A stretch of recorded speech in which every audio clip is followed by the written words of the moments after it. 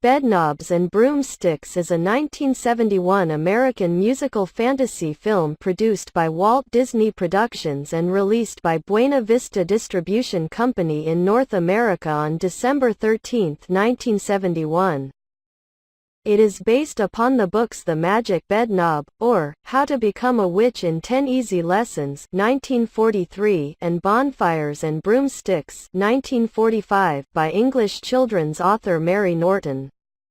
The film, which combines live action and animation, stars Angela Lansbury and David Tomlinson. The film is frequently compared with Mary Poppins 1964. Since it combines live action and animation and is partially set in the streets of London. It also features numerous cast members from Mary Poppins, particularly Tomlinson. Supporting actor Reginald Owen, in his last film role, a similar film crew, songwriters the Sherman Brothers, director Robert Stevenson, art director Peter Ellenshaw, and musical direction by Irwin Kostal. 5. This was the last film released prior to the death of Walt Disney's surviving brother, Roy O. Disney, who died 1 week later. During the Blitz, Charlie, Carrie, and Paul are evacuated from London to the remote village of Pepperange, where they are placed in the reluctant care of Miss Eglantine Price, a reclusive woman who agrees to the arrangement temporarily. The three children attempt to run back to London, but change their minds after observing Miss Price attempting to fly on a broomstick. Miss Price reveals she is learning witchcraft through a correspondence school with hopes of using her spells in the British war effort, and offers the children a transportation spell in exchange for their silence. Miss Price casts the spell on a knob Paul has removed from the bed in the children's shared bedroom, and she adds only Paul can work the spell.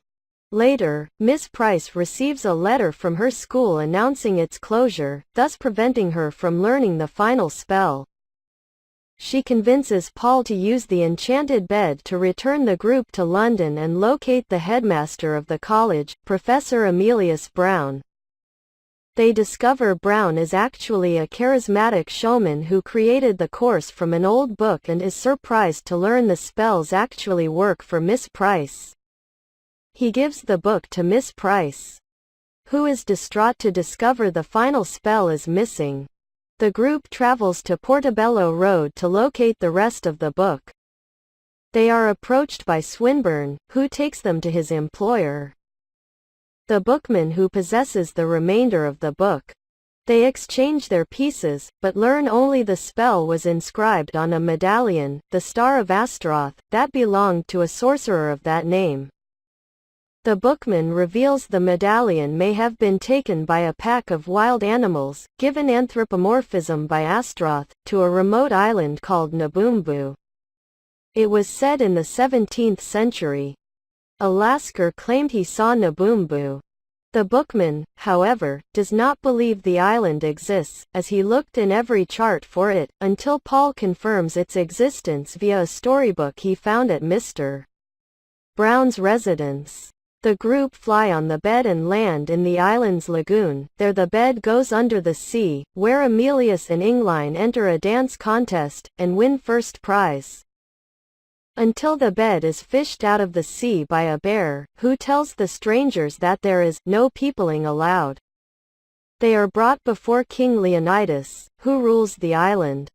He is wearing the Star of Astaroth, then invites Mr. Brown to act as a referee in a soccer game. The chaotic match ends in Leonidas' self-proclaimed victory, but Mr. Brown cleverly swaps the medallion with his referee whistle as he leaves. Upon examining the star, Miss Price finds the missing spell, substitutionary locomotion. When he discovers the theft, Leonidas pursues the travelers, but Miss Price transforms him into a rabbit and the five escape. Back home, Miss Price prepares to try out the spell, but the star has vanished back into the fantasy world of Naboombu. Paul reveals the spell, substitutionary locomotion, was actually in his storybook the whole time. Miss Price attempts the spell on Mr. Brown's shoes. While the spell works and imbues the shoes with life, she finds she inadvertently brought other items throughout the house to life as well, and has difficulty controlling them. Mrs. Hobday informs Miss Price the children can be relocated with another family, but Miss Price wants them to stay.